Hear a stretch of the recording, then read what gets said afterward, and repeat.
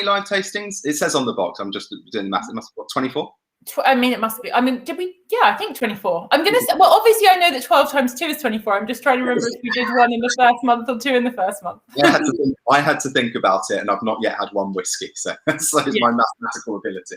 Exactly. And so we are very excited. It's our first birthday. It's our first tasting from our September box, which is worth celebrating on its own because it's our massive bumper box, which is incredibly exciting. And we're back after a little hiatus. So I want to know how everyone's doing. Tell us what's happening. Like, what's going on? Lots of happy birthdays coming through, apparently. Sorry if anyone can hear screaming child in the background there. That's not my birthday celebration. But how awesome is this box, by the way? I know, I love it. And don't forget, if you have got your box, you can whip your whiskies out, holding them very carefully here. And there are treats underneath. Let's not forget this, people. So we've got the glorious, like, I'm going to say like an old-fashioned glass ready for some cocktails. Yes. Hold that thought. And you've got your bitters as well, which I was really struggling to get out earlier. They're still, hang on, I've got them. She's got them. Look, how cute are these? They're absolutely adorable. It is mouth spray. But remember, we're not doing the cocktail tonight, so you will have to have some level of patience and restraint before a couple of weeks' time, where we'll be making old fashions. Exactly. So yes, I mean, feel free obviously to use your glass. You don't have to have a brand new glass for it, but yeah, hold back some of the bitters. We're going to do like a little bit of a whiskey cocktail sesh when we meet again on, I can't remember what date it is, the 23rd. So the 23rd, mark the diaries if you haven't already. We have switched back obviously a couple of weeks for September, but we can't wait. It's going to be worth the wait, I feel. Worth the wait. Did you miss us? That's the question. Did you miss us? 3 weeks have gone by since we've last seen each other. I know. It's been a hot minute. What have you been up to, Andy? How have you spent your 3 weeks? Working. Just like a madman, to be honest. So it's come very quickly, but I'm very happy to be back working. That is good. I'm glad. I mean, as a lot of people will know, like, you're a musician, so it's great to be back out there, like making people happy and dancing and having a great time. Just, catching up on all the parties and events that just didn't happen last year, and now people are catching up on them. So it's just like events going on every single night at the moment. 8 gigs this week. So Oh my gosh. Well, I'm here for that. That sounds incredible. And let us know in the comments, like the whole way through, by the way. First of all, I should say welcome. If this is your very first pour and sip, you are in for a treat because yes, twice a month we have our live tastings and we taste the drams and we hung out together and we have guests. But tonight, because it's our birthday, we have got 3 guests. We're not just tasting 3 whiskies. We've got 3 guests for you, which is a massive treat. And I'm really excited. So if you're new or if you're not quite, tasting neat whiskey isn't quite your thing or your thing yet, we've got a handy how to taste whiskey guide. So keep that to hand. Make sure you've got some water. And we're good to go, I think, aren't we, Andy? Yes, and remember, if you haven't joined us before, please get involved in the comment sections. We love to hear your tasting notes. So please ask any questions for our guests, no matter how stupid you think they might be. They're not. And let us know what your tasting notes are. They're totally subjective, so there is no tasting note too stupid to mention. So please get involved. And I mean, I am going to be pairing with birthday cake today. Not going to lie. I want to hear your pairings as well. And yeah, just to say, we really, really want to hear from you. This is a community of whiskey lovers. We absolutely adore it when you get involved. The more, the merrier. Let's do it. Absolutely. Let's do it. So shall we get our first guest on? Actually, do you know what we should do? We should give the running order of what whiskies we're going to taste so people can ready themselves. Good idea. So first up, I might be pronouncing this wrong, and I do apologise. It's my first question. Nc'Nean. This is the first question for Annabel. We will all find out in due course. And this is so exciting for a whole bunch of reasons, and Andy's going to chat through that with you. Then I have got the absolute joy of exploring the Irish single malt from That Boutique-y Whisky Company with Dave, which is great. Yes. And then last but not least, we're hightailing it over to Kentucky with our wilderness trail. Well, Kentucky via the medium of Sweden. Yes. Will be revealed later on, which is very fun. Yes. Sounds awesome. Let's get Annabel on. It's sort of very Annabel. Let's see. Hey Annabel, how are you doing? Hello, I'm very well. How are you both? Too excited for words. Thank birthday celebrations, whiskey, amazing guests. It's all a bit too much for me and Christy right now. Too much. It's too much. What could you want? Indeed. It's a Thursday night. We've got great drams, great chat. And I'm going to whisk myself off and leave you in Andy's capable hands. But I will be dramming alongside. And we'll catch up with you in a bit. Cool. See you later, Christy. How are you, Annabel? Very well, thanks. Yeah. Good, busy, but excellent, thanks. Nice to hear you're busy. So before, I mean, we did mention it. The first question I have for you before we get into it, before I continue to make the same mistake, and for everyone else, please tell me the pronunciation, because I was going with Nc'Nean. Nc'Nean, exactly. Yes. Nc'Nean. Nc'Nean. Yes. Okay. Amazing stuff. So that's there for everyone.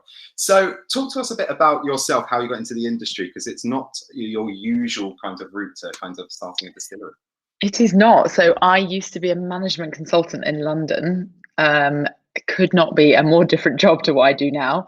The idea for the distillery started as a family idea, probably more than 10 years ago now. The distillery is on my family farm in Scotland. You can't really sit on the west coast of Scotland without thinking about whiskey. It was one of those ideas that we kind of threw around the dining room table and dreamed about. But I took some time off work and said to my family, well, look, I'll write the business plan, because if we don't write the business plan, we're never going to do anything. So I did. And that was really my light bulb moment, I guess, when I kind of was like, oh, I really feel like we need to do this, and talk a bit more about why. But yeah, we thought it was going to be really easy. I could hold down a full-time job while doing it. Obviously that didn't happen. So in mid-2013, I gave up my job in consulting, which I've been looking to do anyway. And I just thought, you know what, when am I going to get the chance to start a distillery again? Never. I should just do it. So yeah, that was 8 years ago now. We spent 2 years fundraising, 2 years building, and started distilling in 2017. Wow. And it's been pretty much a success story ever since. I mean, you sold a record-breaking bottle in auction for $53,000. We did, exactly, £41,000. It was our first ever bottle last August. And we did this charity auction, which was kind of, we had absolutely no idea that this was going to happen. We just, I just really felt like it was the middle of COVID, and I really felt like I wanted to give back rather than just selling our first release, for a relatively large amount of money. Anyway, we put it up for auction. It completely blew us away. We were absolutely not expecting it, but it was amazing. We made so much more money for the 5 charities than we had ever dreamed of. That's absolutely amazing, and that kind of fits in with the ethos of kind of giving back. So talk to us a bit about the kind of Nc'Nean ethos. I mean, you prioritize sustainability as an important part of your production process. So how does this affect production, and how important is that to you personally? So sustainability is totally critical, both to Nc'Nean and to me. And there are a couple of other things, I guess, that we started Nc'Nean for as well, like kind of trying to create some more innovative spirits and, thinking about how we drink whiskey, but we can talk about that later. Sustainability. Yeah. So when I started doing this research, which was, I guess, 2012, I went and visited several distilleries in a row, and I just noticed that none of them were really talking about sustainability. And it was something that at the time was really important to me, and I guess has just grown in importance, as I'm sure many people have. It's like, you realize how important it is. So from the beginning, we started to design sustainability into the distillery as much as we possibly could. That meant looking at, for example, how we produced our energy. So all of our energy to heat the stills, which is really, really energy intensive process, comes from a biomass boiler. So it uses wood chips from a forest 2 miles down the road. We use organic barley, 100% organic barley, which was a tricky decision because we were told it would be harder to work with. It's much more expensive, but actually a lot of those, it is more expensive, but a lot of those, it's not particularly tricky to work with, and we think create some amazing flavors in the spirit. We've looked a lot about water and waste, and then most recently when it came to packaging, which of course, so when we were designing it back in 2015, packaging, the thought of having a product in a bottle was like decades off. It felt like, obviously not, but when it came kind of, when we were 2 years in, we were thinking, right, well, we'll probably have whiskey out next year. What should we do about packaging? It's a massive issue, I guess, in the industry. So anyway, we were lucky to find 100% recycled glass bottle. We give people the option of not having gift tubes, which we think is really important because that can just be completely wasted. So yeah, because I don't. I do. Such a stunning looking bottle and so kind of unique and eye catching. Yes. Ooh, which way around there? There we go. Here's one I made earlier. Here's one I made earlier. Always have a whiskey bottle within reach. It looks beautiful as well. So it's a really impressive looking product as well. So and the fact that it's made from 100% reusable glass is also incredible. So it's really amazing stuff. Thanks. Yeah, we spent absolutely ages trying to find a bottle that had the sustainability credentials that we could be happy with, and at the final hour we'd actually already started designing on a different bottle.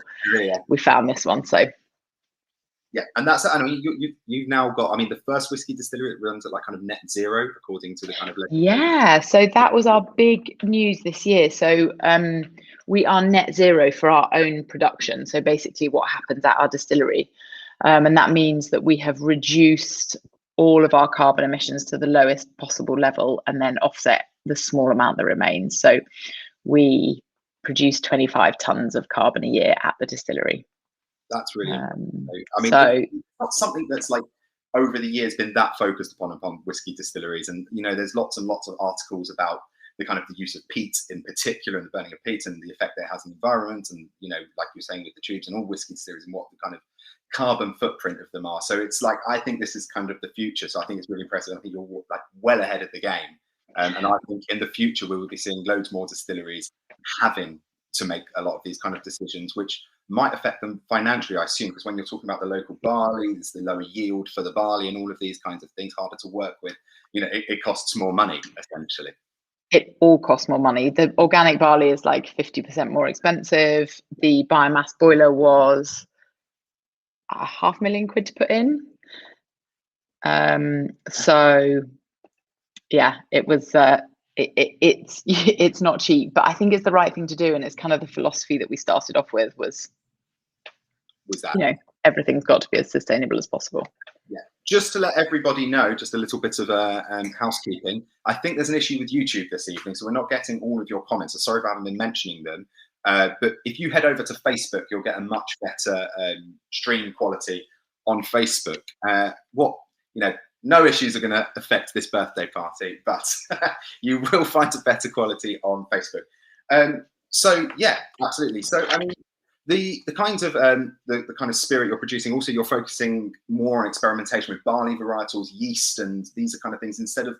I think I was reading as well that, you know, like cask finishing has become, you know, such a thing that every distillery is doing it. You're focusing on those things that kind of aren't really focused on by all distilleries. You know, there's other distilleries, maybe like Bruichladdich, or newer ones like Isle of Rosai or whatever, that are kind of starting to focus on those things more and explaining to the consumer what differences in barley varietals and yeast can make. How important is that to you?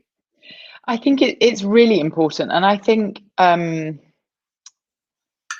I guess part of my original inspiration was there seemed to be a lot of in Scotch, we're doing things the way they've always been done, which is great and cool and amazing because there's so much tradition and awesome stuff in Scotch. But I think there's also room for people to look at doing things differently. Yeah. And a lot of different casks have been used, and cask impart a lot of flavor, so that does create really interesting whiskies. But I wanted to kind of go a bit earlier in the process, and we have always been really focused on the quality of the original spirit we produce. So the spirit that we produce in the distillery is clear, and that's what goes into a cask. And you have to have great cask, but if you have great spirit that goes into the cask, you're into a winning combination. And so having always been really focused on that, when we were kind of designing the distillery and designing the recipes, you start to appreciate the importance of yeast. Mm-hmm. And basically whiskey is just strong beer that we then distill twice. And you wouldn't catch a brewer worth their salt that didn't feel passionately about yeast, because it's what creates all the flavor in beer. And the same basically can be said of whiskey. So, and also, you know, we're a small company. We're here to have fun as well as make great whiskey, and running these yeast experiments is super fun in the distillery. We get to create different flavors and kind of see what happens when we put different yeasts in. So that's really amazing as well. It's like when you are a smaller distillery, you kind of have the license to be able to do these kinds of things and really experiment and kind of try new things out, because there's not this huge market you have to release it to every time. And so it's I think it's amazing to be able to do that. So everyone's asking what batch release this is. I think this is batch 7, by the way, which is okay. Yeah. Good to know. I didn't know that. So I mean, I love things that release in batches. It's so great to line them all up and be able to try all the differences between them. And it's something you really see like on Instagram and stuff at the moment. You know, people are really into kind of getting each different batch and kind of putting all their tasting notes together. So just to let you know, everybody is now coming through with tasting notes. So without further ado, I think we should start to talk about this dram in particular. Yes. So talk us through this one itself. So this is the organic single malt. This is our organic single malt. So this is our only whiskey product at the moment. We release it in batches, but we can talk about why we do that. But yeah, fundamentally, this is our only whiskey product at the moment. It is a 3 to 4 year old. It is a mixture of 2 different cask types. And it's 65% what we call STR red wine, which is shave, toasted and recharred red wine barrels. That is that shave, toasting and recharring process is really important, and the flavors that we get are more from that process than they are from the red wine. It kind of caramelizes all the red wine flavors. It and it produces lots of lovely spiciness. And then 35% ex-bourbon, which is a pretty traditional Scotch whiskey cask, blended together to form a delicious single malt. Yes. So a few tasting notes coming through. Joe Fallon saying creamy, buttery with orange peel and citrus on the nose so far. Gareth Peters, this is a lovely dram. Pesho, this whiskey is so complex. And Mike Pizarro, nose is quite alcohol, then some pear drops, finally some butter. Batch 7, I've just had the confirmation of that as well from the Pour and Sip team. Neil Bolton, haven't tried it yet, still on my warm-up Talisker. Yes. Okay. Good work. My good work. Talisker on a nice cold night is one of my favourites. Joe Fallon, wow, that's a whole lot of currants on the palate, and the ginger spice is almost a soft, delicate slap across the cheek. Guy Rickards, have not tasted yet, but love the nose, subtle, orangey fruits. Guy, well done for not trying it yet. Everyone always rushes well ahead of me before I taste the nose, and I've not even properly nosed it myself. Pesho, loads of fruit. Dave Stanton, ginger, honey. Mike Pizarro, beautiful bottle. Absolutely. Benjamin Stevenson Hall, beautiful on the nose, really inviting. I think we're getting loads of comments in as we had missed the they're kind of catching up on the ones that we missed out on. So Nigel Gain already getting a great nose, creamy, lovely. Chris Hornsby, buttery with a hint of burnt pepper. Jeff Brown, this is very smooth, no need for water, very quaffable, lots of flavors coming through, very deep, spicy and lovely medium finish. Tom Mission, I love how organic it smells. So for you, what are you getting on the nose, and I think what's honey? I'm with everyone on the lemony citrusy vibe, and that's something that we get all the way through from our spirit. So some of the flavors that you'll see are like from the spirit when it comes off the stills, and some of them are imparted by the casks as it matures. That butteriness and that creaminess is something that I absolutely love about this spirit, and we think it comes from can't prove it, we think it comes from the organic grains. Yeah. So every organic grain is kind of much more intense, if you like, than a normal grain of barley. And I think that gives it the kind of mouth feel, if you like, the kind of oiliness and the richness, which I absolutely love. And by the way, makes a fantastic drink to have with soda, because that butteriness kind of stands up to the soda, if you like. So that's actually my favorite way to drink it. Oh, well, that's very interesting, because we do often get the question, which is, how would you drink this in a cocktail? Would it go in a cocktail?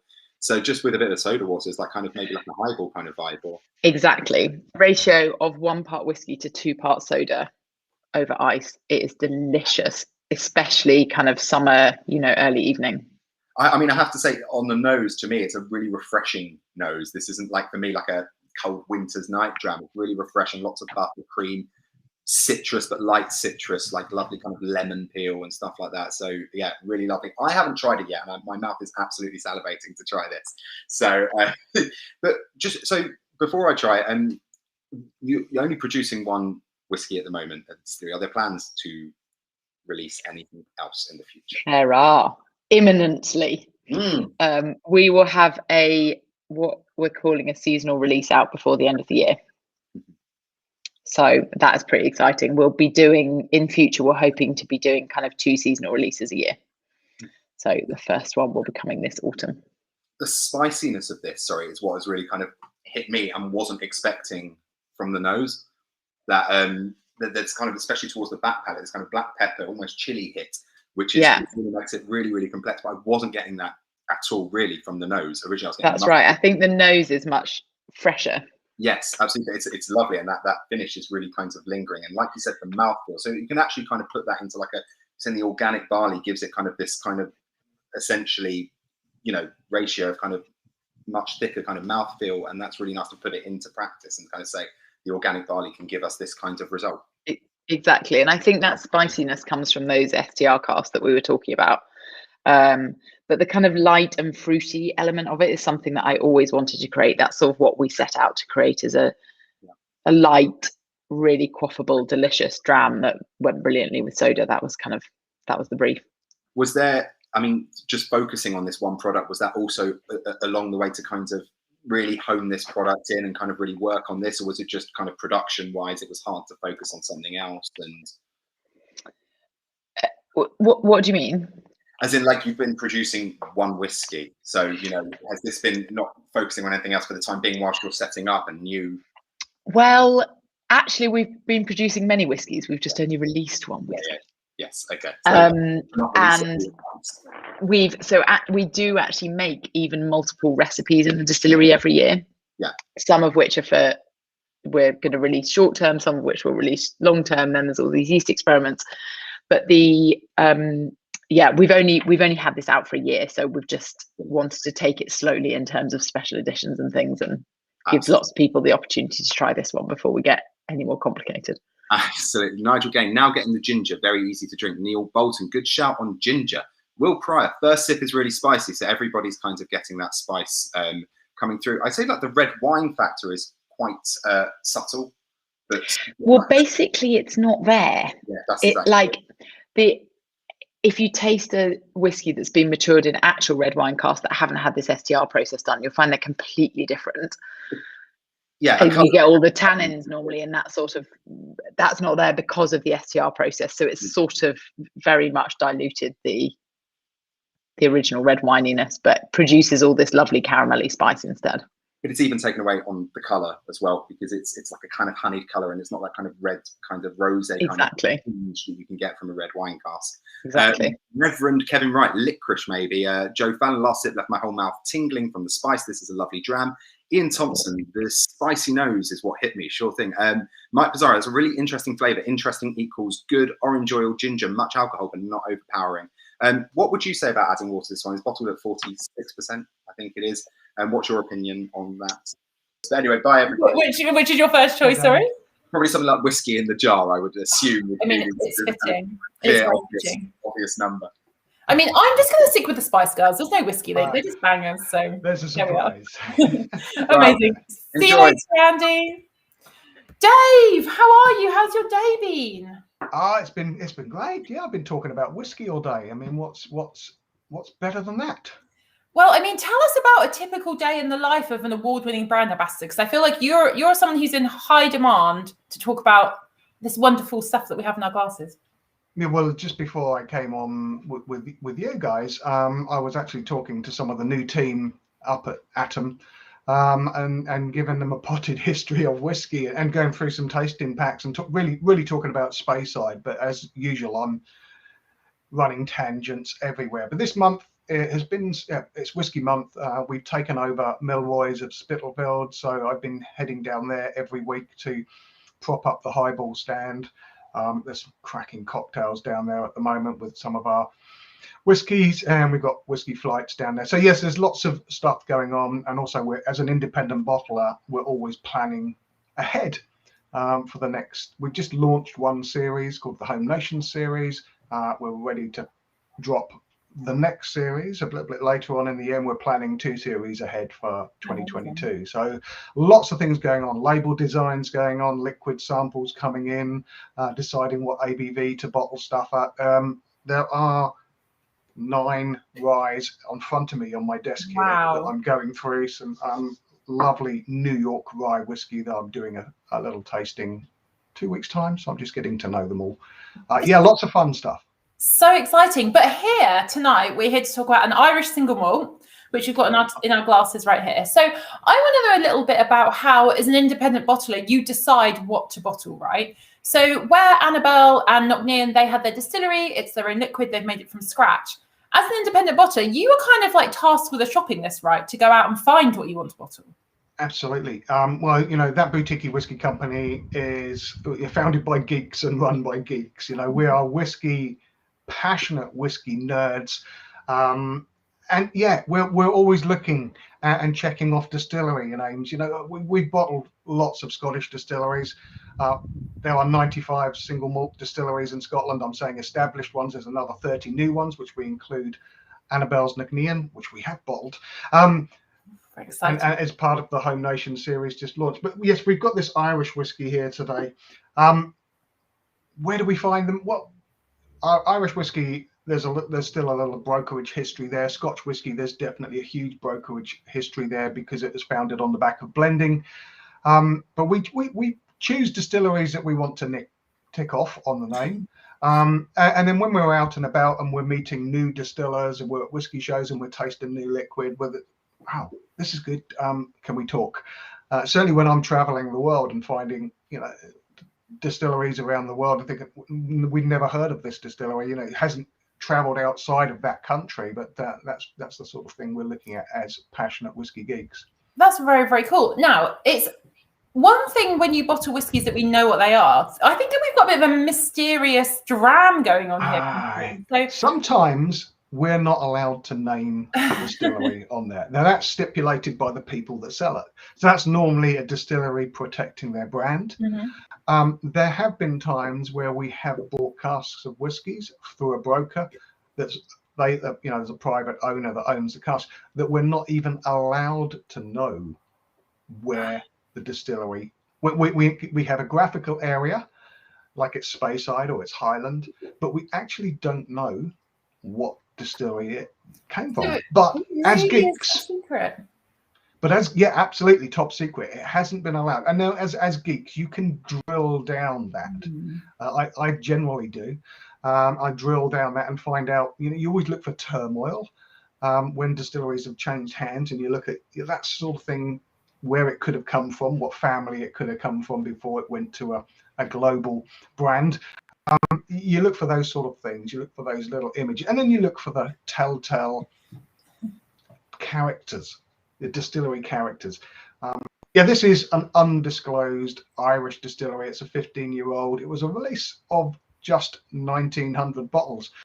Definitely not a single cask. Yeah. And it's just too big. It's a batch of casks that we've married together. It's so good. I feel like in that little preview just then, you've given us some little clues. So if anyone is particularly strategic on the Googling, you've got a 15-year-old Irish whiskey. You're going to narrow it down to 3 or 4, and then you can. You can narrow it down really quickly at 15 years old. If you know your Irish whiskey history, then you close down on pretty quick. There's only a few. It's a single malt, and so that rules out really Ireland's largest distillery, the Middleton distillery. Yeah. The New Middleton, as they don't, they have, but they don't make a commercial single malt. So let's scrub that off straight away, because that's where the home of pot still whiskey and grain whiskey there. We're not allowed to name it, but it's fairly obvious if you've tasted some of the distilleries.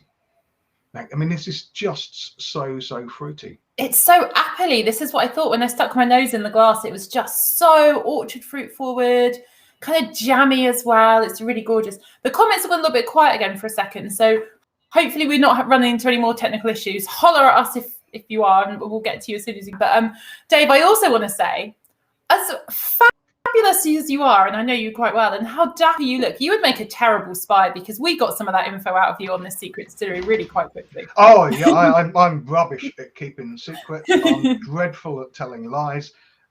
So yes, it's very, very easy to. For me, it seems very, very simple to find out what distilleries. You can cross them off quickly. Yeah.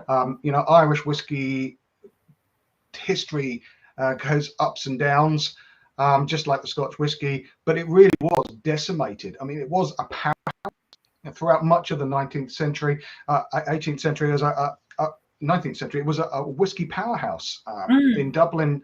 And nearly all of it came from city distilleries, Dublin distilleries. Those half dozen distilleries were producing nearly 10 million gallons of whiskey per year at that time. Huge. Irish whiskey was enormous. Yeah. There was a number of things that sort of brought the death knell to Irish whiskey, and we nearly lost it completely in the 1970s.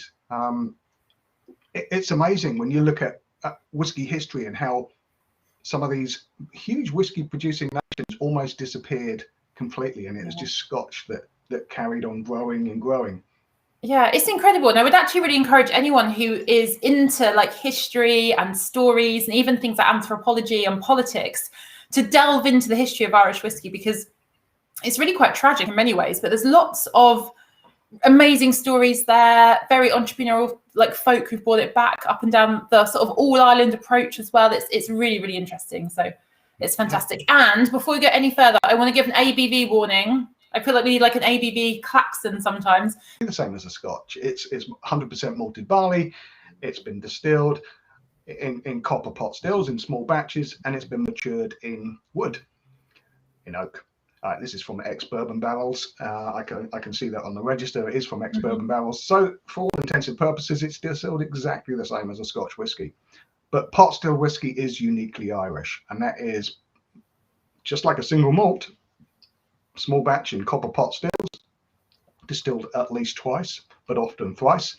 But it's a mixture of malted and unmalted barley, and that's the difference that Ireland does. And it's their uniqueness of Irish whiskey is that pot still. That's it's not the mainstream. It's not the mainstream. But it was one of the death knells of Irish whiskey, because the Irish whiskey powerhouses at the time were, and Nc'Nean Coffee, who is on our label, the perfecter of the continuous still. We have him, we as an independent bottler, we decided when we started, we'll be celebrating our 9th birthday this weekend. When we first started, we wanted a little bit of a departure from standard. We didn't want to be collected. We want to be open and drunk. We want to put some fun back into whiskey, and every one of our labels tells a story. And this label on this one tells a story of Nc'Nean Coffee being rejected by the Irish Whiskey Board, and jog on Nc'Nean on the Poor label. Nc'Nean. Poor Nc'Nean. He's carrying a picture, like a whiteboard, under his arm of the coffee still.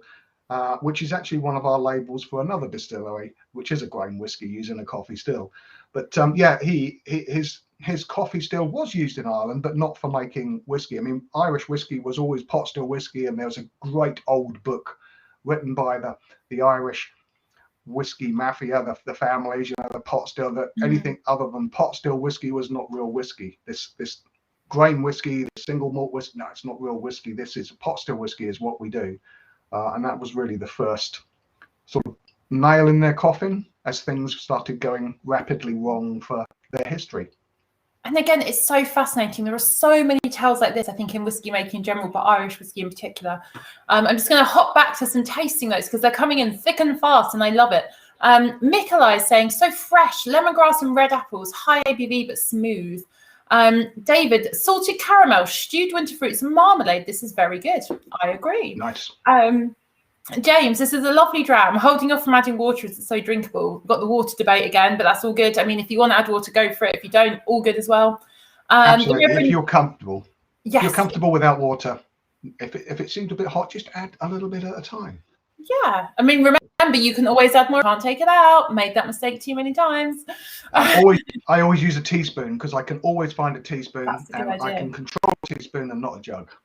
That's a pro tip right there. I like it.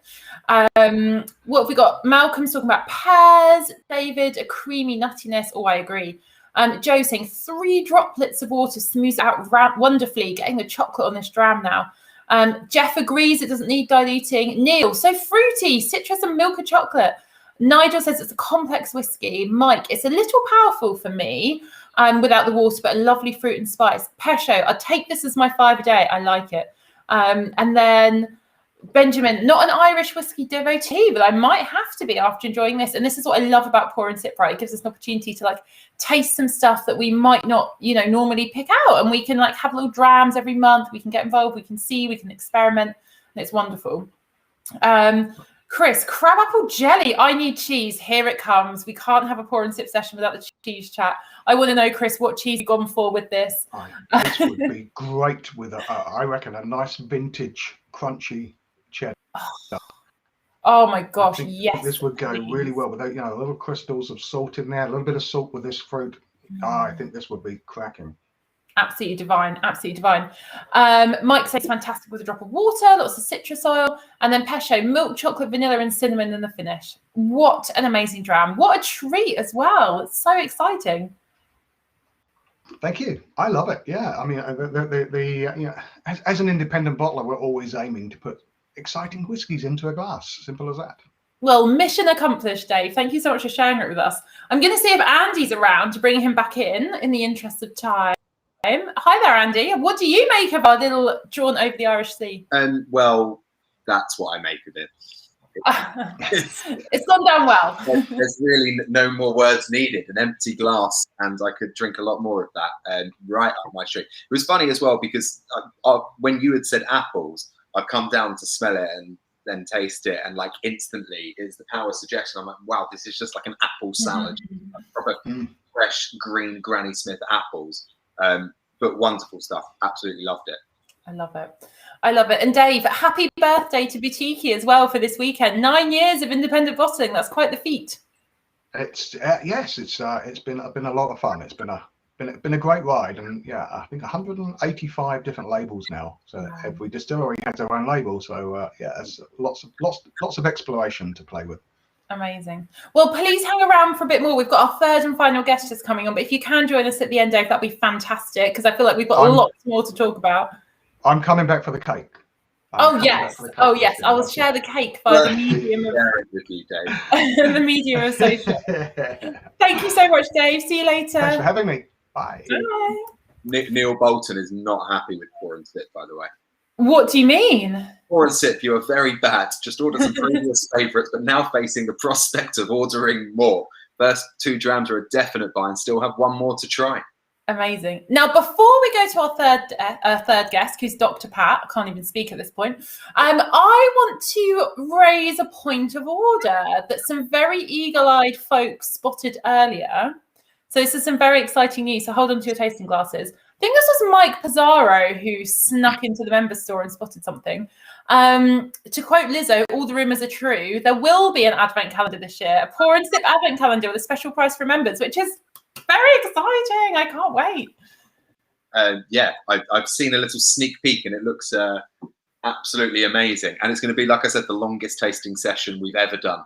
Yeah, we were talking earlier about this and I suggested it shouldn't be an advent calendar. We should all just have a long tasting session for that normally boring bit between Christmas and New Year. That's what we could stash the drams for. But no, it's really exciting. So yeah, the backstory for this is that we obviously have shared together loads of drams over the past year. I mean, I don't know how many, 12 to 60. I can do the maths.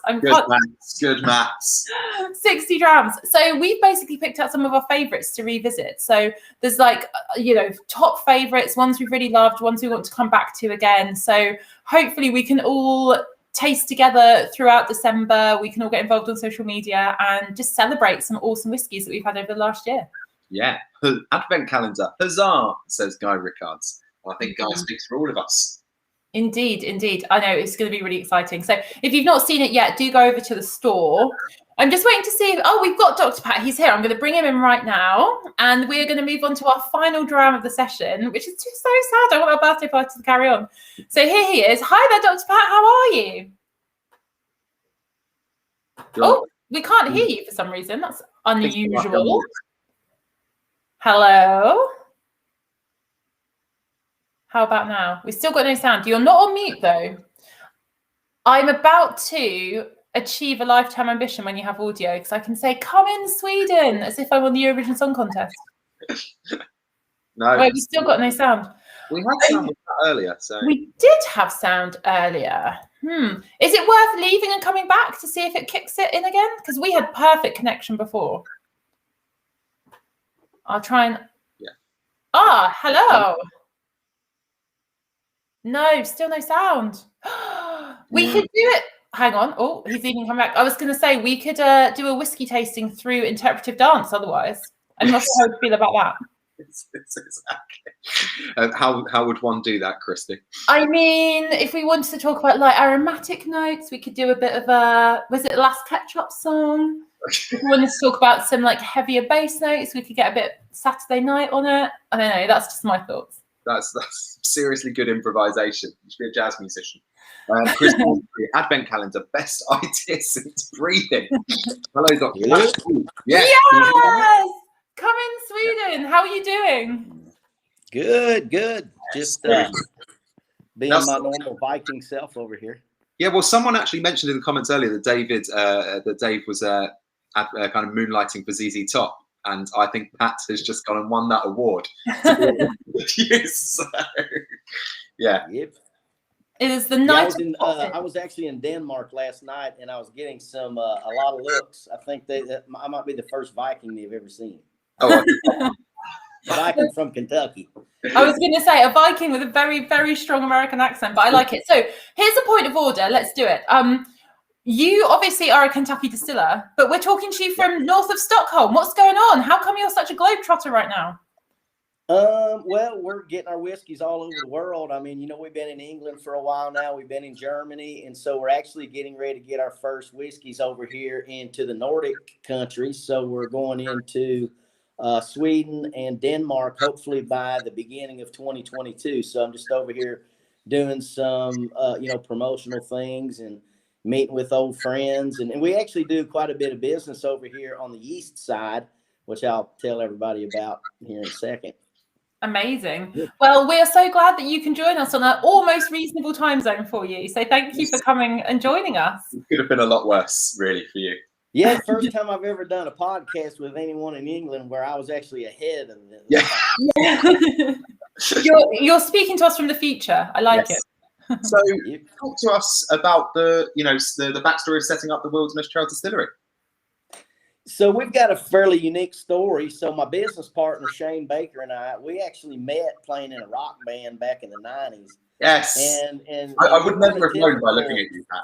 Yeah, we weren't a typical rock band because I was working on a PhD in plant pathology and Shane was a mechanical engineer. So we actually had real jobs and had a chance of success at something outside of rock and roll. So we actually came together in 2006 and started a company called Firm Solutions, firm as in fermentation. And that's a company that markets yeast to distilleries and breweries. And we do everything related to fermentation. I mean, last week I was helping a guy make Nc'Nean, which is fermented bamboo shoots for ramen. So anything that's got to do with fermentation, we've done it all. So hard seltzers, beer, fuel alcohol, beverage alcohol. So, one thing about being a yeast provider is the yeast gets the blame for every problem that a distillery has.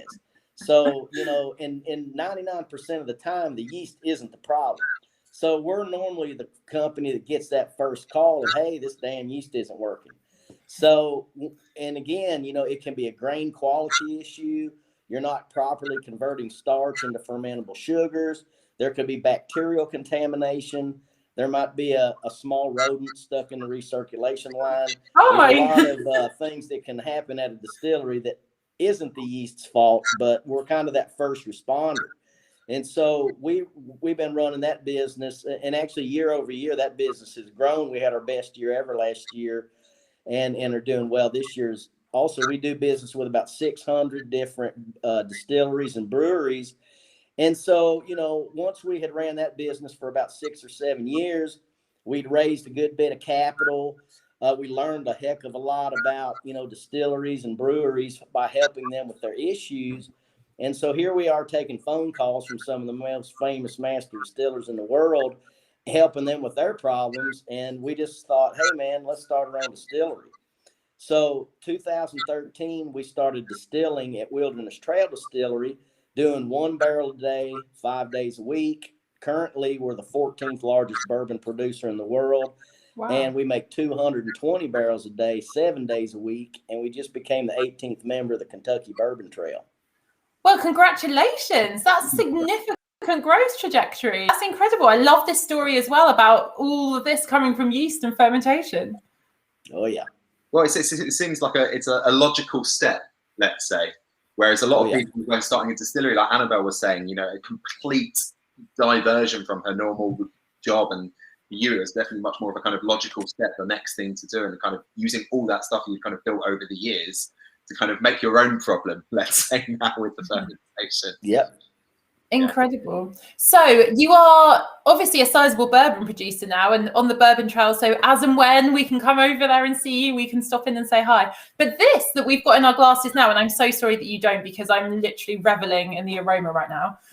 This is your rye creation. So how much of your production is rye based? Is this a new thing for you? Tell us about the rye side of things. So we make, I would say 20 to 30% of our production is rye whiskey, and the rest of it is a wheated bourbon and a high rye bourbon.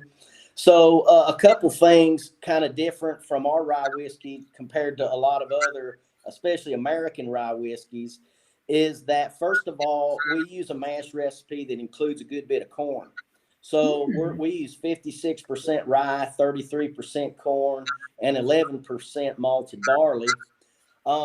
Another interesting thing is, even though most distilleries in the state of Kentucky use rye in their recipe, we're one of only 2 or 3 distilleries in the state that uses rye grown in Kentucky. So it just gives us a little bit different profile. Another interesting thing about our rye whiskey is, to date, we've only released that as a single barrel cask strength. So everything that's in your glass there is 100% exactly what came out of one barrel, with no dilution and no blending or any type of filtration. So if you really want a good taste of exactly what's coming out of the barrel, so we don't have to spend a lot of money on blenders because it tastes so good just coming straight out of the barrel. Well, this is fantastic. And I feel like we can be transported to your sort of warehouse by the medium of aroma right now. Oh, yeah. Yeah. Now, I don't have a sample of that, unfortunately. Again, as I mentioned before, I drank all the whiskey that I had here in Sweden a couple of days ago. But the last thing I tried was the rye, so the taste actually is still lingering in my mouth. What is the proof on that one? We've got 51.5, so... Yeah. Okay, so just 102 proof. Now, whenever we first started making rye, and that would be on the order of the first couple years we were making it, we went into the barrel at 100 proof, and we went into the barrel at 110 proof. Now we always go into the barrel at 110, so that particular bottle that you've got there is one of the few that we went in at 100.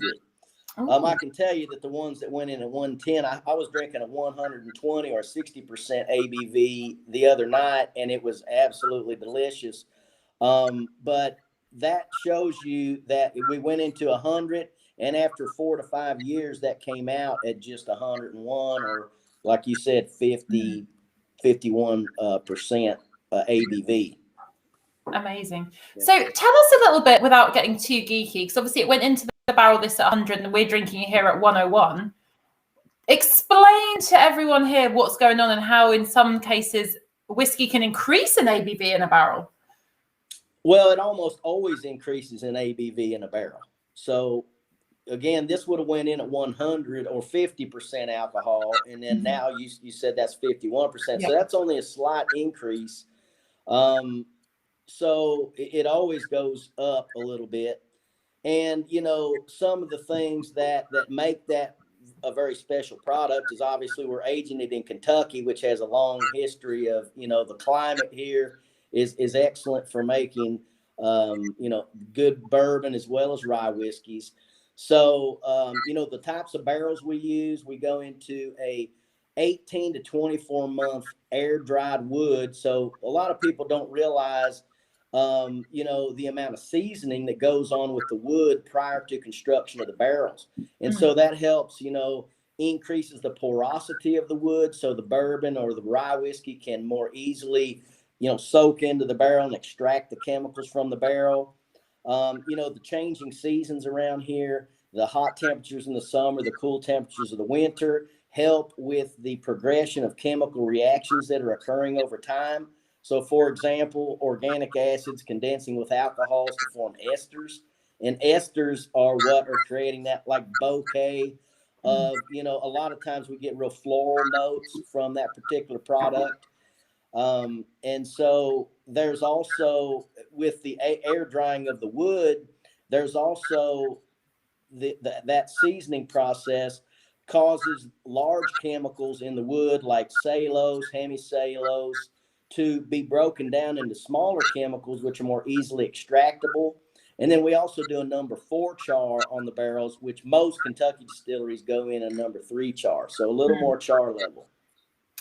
That's super fascinating. Super fascinating. Talk to us a bit about, so you guys use what's called a sweet mash process. Yep.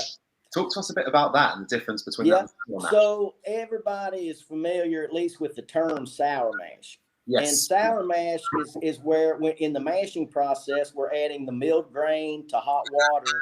And in sour mash, you're adding about 20 to 30% of your water is leftovers from a previous distillation. So the leftover liquid portion after distillation, it's called backset.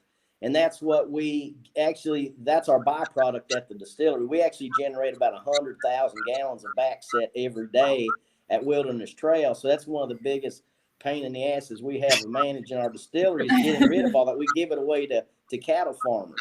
And so in a sour mash process, you're taking some of that and you're incorporating it in with your water and your mashing process. Sweet mash, very simply, we start with all fresh grains and water. So it's just, I mean, when you look at one of the main goals, at least that our philosophy is, we want to make a very consistent product. And if you look at the grains, the yeast, the water, those are all very consistent. But backset, if you have a bad fermenter, then the liquid left over after distillation is going to be very different from a batch that was perfect. So we just try to eliminate any inconsistencies by not bringing that around. Now, distilleries that incorporate backset and do a sour mash, one thing that helps make that process more consistent is the backset acidifies or lowers the pH of the mash. And what that does is it decreases the potential for bacterial contamination. Well, we're the company that other distilleries call for help whenever they have bacterial contamination issues. And as a PhD level microbiologist, I know, and we know at our facility, another way to eliminate bacterial contamination is to keep a very clean distillery. So that's how we mitigate contamination. So we use the sweet mash process to be ultra consistent between batches and from year to year production. I love that. I never thought I would ever get so geeky about bacteria, but here we are. It gets worse, trust me. No, I love it. It sounds amazing. And everyone's loving it too. I'm just going to run through some tasting notes quickly and then we'll have a little taste as well. So Nikolai, look at the colour, amber gold. Gareth, tell me you had a skiffle band. I don't really understand that. I think this is maybe a musical reference. Oh, skiffle's an old school style of music. It's the beard. It's the beard. I'm gonna get onto it on Spotify straight after this, so I can educate myself in music. Alistair, I love this Wilderness Trail. I couldn't wait and bought a bottle already. Jumping the gun. Benjamin, gorgeous colour, and oh boy, what a punch on that nose! You can tell this is cask strength. Gareth, it's going to be an expensive month. All of these. Steve agrees, saying very floral. And the Reverend Kevin Wright, beautiful colour, getting treacle molasses and a touch of orange on the nose, a thick sweetness. And I love this comment from Mike Pizarro. All best bands are made up of people whose other job is something wildly non-rock and roll. I was in a band for the physicists, chemists, and doctors. Oh, and someone doing business studies, but I'll let him off as he is the best pianist I've ever met. So that's great. Nice. So Guy saying this is a different kettle of fish to the others. David, chili, chocolate, orange peel, and clove. Roger, I'm not normally a rye lover, but this is pretty awesome. So sweet, also very smooth considering the ABV. Benjamin, the taste, the palate is so smooth. I love rye. This is no exception. We've got so many coming through. Nikolai, broad bluegrass heaven. The cigar hints on the palate are amazing. And another point of order before we move on, because there are so many tasting notes coming through. Green Tea is Green has snuck back, but with a different name. So he's watching on Facebook. So where we see Guy on Facebook, this is Green Tea is Green. He's enjoying a robust nose, sweet again, more pear drops and apple or citrus, very appealing. So thank you for identifying yourself. We were missing you, Green Tea is Green. Yes, absolutely. I've got to say the nose, I think it was Tom Mission who was saying the nose is just, I'm obsessed with this nose and I feel like I've been smelling it now for a good 10 minutes. I feel like it's time, Christy, to maybe give this one a try, but the nose is just so incredible, so deep and rich. It is. I have to admit, I did sneak a sip already because I couldn't. It was just too alluring and appealing. But yeah, let's have an official sip. Yes, we're so sorry, Pat, that you're not tasting with us. Yeah, I was actually even looking for some brown colored liquid to put into a glass and kind of fake it, but the only thing I could find was fish sauce. So I decided just to stick with my bottle of water here. I feel like if you were pretending with fish sauce, the facial expressions might give it away. We'll be like, he's having a very interesting drinking experience with that whiskey. Incredible. It's really, really gorgeous. I mean, it's really wonderful to taste. Maybe the high corn content. I think rye is traditionally thought of as being, you know, spicy, a little bit spiky, a bit hot, a bit mentholy, but this is really, really round, really very rich and fascinating. But for me, there are some herbal notes that are still coming through there, and also that dill note that I often get from rye. But the corn is giving it this much like high amount of sweetness, which is lovely. It's almost like baking spices and cloves and stuff like that. It's like a deep plum maybe as well. Kentucky grown rye as well, you know, that really makes a big difference.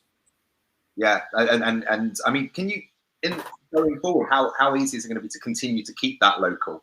It's easy. It's not a problem. I mean, Kentucky's really not a good place to grow rye. My PhD is actually in plant pathology, so I have a history of working with farmers on diseases of field crops.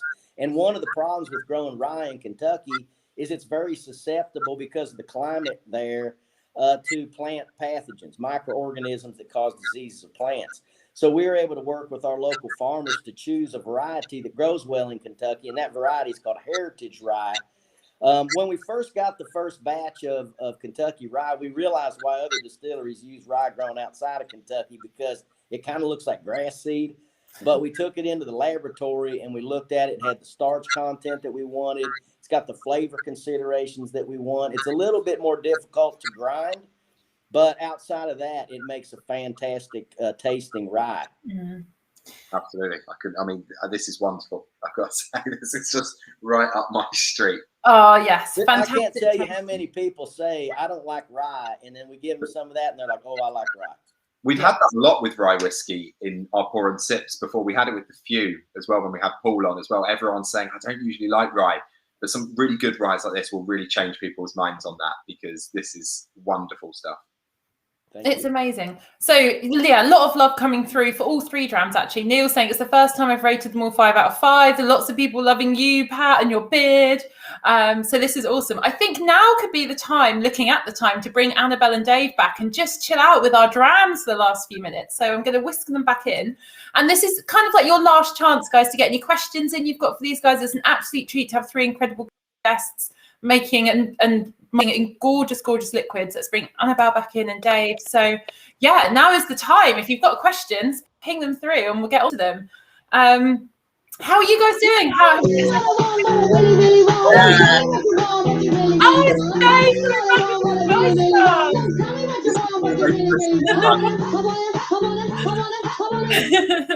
I was actually thinking that my Spotify had somehow come on my accident. There was a moment of panic that crossed my face then. I was going to go for some ZZ Top, and I changed my hat to suit. And then I thought, well, all the tasting notes, we're getting some spices coming in. I thought, well, it's got to link up with the Spice Girls just for you, Christiana. I know what a huge fan you are. So I just can't believe on the one night that I'm not gigging and I'm doing this, I've had to be subjected to the Spice Girls. You play the Spice Girls every night. We know. It's unfortunately. Yes. So how are you guys doing? I mean, Dave, did we send them the boxes this time, or? Dave has a box behind him. I can see it. Have you got a box as well, Annabel? Ah, okay. I'm just listening about the rye, and now I'm going to taste it because I love rye whiskey. I absolutely adore rye whiskey, so I'm really looking forward to this. Wonderful. And also as well, it could be the time for the big question as well, Andy. At the end of every session, we ask people to tell us which their favorite was. And I think this is going to be a particularly challenging one because all 3 drams have been so distinctly different, but so utterly delicious. I've even got my little cake out now to celebrate. I'm having my birthday cake at the end of the night for pour and sip. Very good. Yes, Alistair Taff saying, I love Ryan, great guest in Pat. Robin Clark, first pour and sip, and it will not be my last. That's what we like to hear. Benjamin Stevenson Hall, wow, what a first box to start with. So happy I took the plunge and got my bro with us as well. So yeah, please do let us know what your favourite of the box was whilst we chat. Please, I'm sure our guests won't be too offended if it's not theirs. Joe Fallon, first it was the Few, then it was the Sagamore, and now Wilderness, all lovely rise on pour and sip. Amazing. Annabel, I'm hoping we've got sound for you. I wasn't sure if we could hear you earlier. You mentioned a bit about yeast as well when Andy was having a chat with you. And I'm wondering if the challenges of fermentation and getting the yeast right and managing all the fermentations are different wildly depending on climate between Scotland and Kentucky. I feel like this is a really geeky question, but I'm going to go with it. Well, it's a good question. I suspect they are a bit different because we don't really have very hot temperatures in Scotland, though we have had a very hot August. We have insulated fermenters, so to try and keep the temperature stable and to try and keep it warm enough, because we're quite a small distillery, so our fermentation vessels are quite small, and yeast needs to be at a certain temperature to work well. So I'm sure it's a challenge for everyone, and I'm sure they are. Depending on the size of your fermentation vessel, the challenge is also completely different. So there's all these very complicated factors that go into it. Indeed. And I guess a question for everyone, really. Something that really fascinates me in agave spirits is how people will use wild fermentation. So it's making the most of the yeast kind of in a natural environment, but that must come up with so many challenges and issues as well, because you can't really control it. Is that something you ever think we'll see in whiskey, or is it just too much of a risk? I can answer that. It's a big risk. Back in the day before we understood what yeast were, we've been distilling for centuries, and half the time you get alcohol, half the time you get vinegar, and the other half the time you get half and half. So I find it kind of interesting of wild fermentations, but especially when you start looking at more expensive feedstocks like agave syrup, which a lot of agave spirit is made here in the United States, and we work with a lot of distilleries that make different things like that. And wild, and I was actually just discussing today with a customer that is doing a tequila like product, and they were wanting to use wild yeast, and I basically told them they didn't know what they were talking about, and they agreed. So we definitely I would certainly recommend using a good yeast that is going to work well. And, if you want to step out on a limb, I mean, it's just so expensive to do that. So that's my 2 cents. But I think we've already seen it in Scotch, right? Wasn't it Glenmorangie that did it wasn't wild fermentation, but they harvested and propagated a wild yeast. So yes. Oh, yeah. I'm sure with plenty of testing. Yeah, and that's something we do we actually have a collection of over 9,500 different yeasts that we've cultured from all over the world, and we have over 75,000 different bacteria that we've cultured from Scotch, Irish whiskey distilleries, American bourbon, whatever, beer, you name it. And those contaminating organisms. So a lot of times people focus on wild yeast, but almost every time, no matter if you try to keep your facility clean or not, you're going to have up to 10 different microorganisms in there that you didn't put in there. And the older the distillery and the older the equipment, the more those microbial communities evolve over time. And if you go into a really old distillery and try to clean it up to improve yield and alcohol production, you can certainly affect the flavor. So there's something to be said for it. And it's one of those things that's very poorly understood. Yeah. I guess just before we go to Andy, who I hope is keeping count of all the things coming in, because there are votes flying in left, right, and centre. I'm trying to hold my finger on the so it doesn't go down too quickly. He's keeping up with it. Dave, as somebody who is very involved in marketing and communications and labels of whiskey, do you forever see a time where we've got yeast and bacteria depicted on one of your labels in a way of setting a whiskey apart? We have, we have had yeast on the label before. I think yeast strains of a pictorial graphic novel style label with yeast strains on it. Yeah, definitely. I'm pretty certain we have for one of our lowland distilleries. I love it. And this is like a celebration of yeast as well as in whiskey, and I love it. Well as whiskey itself, one of the key component parts. So, Andy, over to you, who's been keeping track. Yeah. Jeff Brown, Nc'Nean. I was over listing. Nikolai, it's like choosing a favourite child tonight. Neil Bolton can't split them. Equal. Gareth Peters going to cop out and say all three tonight. James Roberts loved all three, but if I had to choose one, it would be the Wilderness Trail. Kevin Harris, I've been here all year and I have loved it. Happy birthday to you all. And Benjamin Stevenson Hall, Irish surprised me the most. Nc'Nean was wonderfully cured. That rye, Wilderness Trail has to win it for me. Alice Taff, Wilderness Trail, the winner for me tonight, but loved all three. Chris Coomans, definitely Nc'Nean for me. Well done, Annabel. Owen Wally, so difficult to give a preference, but on balance, I'm going to go for the Wilderness Trail. Will Pryor, all were amazing. Wilderness is so smooth with a little water, but the Nc'Neans sneaked the win for me. There's so many. Tom Gillingwater, I'm sorry if I pronounced that wrong. Nc'Nean are an inspiration, but the rye magically evaporated from his glass, as it did from mine as well. Actually, 3 whiskies did from mine as well tonight. Gareth Peters, if you twisted my arm, I would say the Nc'Nean. Lee Bartlett, bottle of Nc'Nean already in the shopping trolley as an emoji there. Very good. Reverend Kevin Knight, Nc'Nean, loved it. Top marks. Mike Pizarro, these are all good. I think the Wilderness is my winner, but it's all so good. Seriously, great night. Mike Pizarro, 9,500 yeasts, exclamation mark, question mark. Just shocked by that. Joe Fallon, this is so difficult to decide. I loved all three tonight. I think the Wilderness Trail tips it for me, and I just can't decide between the Nc'Nean and the 15-year Irish single malt. I'm really becoming a strong advocate for rye whiskey. Pour and sip have really opened my eyes to this beautiful style of whiskey, which is exactly what Dr. Pat was saying. Indeed. Well, amazing. And it's been such a joy this evening. I feel like we've been thoroughly spoiled to have 3 genuinely incredible drams in the glass. I've got a little party popper I'm going to do. So close your ears if you don't like loud noises. Woo! There we go. Just to celebrate the birthday and the whiskey. Very exciting. What have you got, Christy? But are there any other tricks in your bag coming out too?